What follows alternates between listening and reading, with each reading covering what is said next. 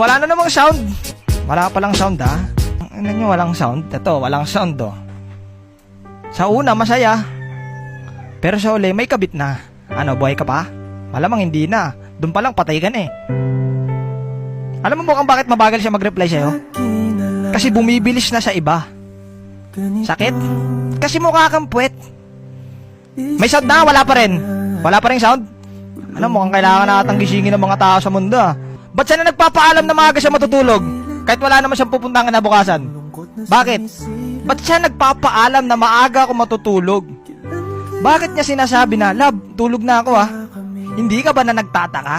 Dati umaabot kayo ng alas 5, alas 6 ng umaga, pero ba't ngayon hanggang alas 10 na lang? Bakit? Kasi baby time na nung kabit nila. Ikaw, ang alam mo lang, nagtitiktok-tiktok lang siya. Ay, ang alam mo lang, natutulog na siya, tapos ikaw patiktok-tiktok ka lang.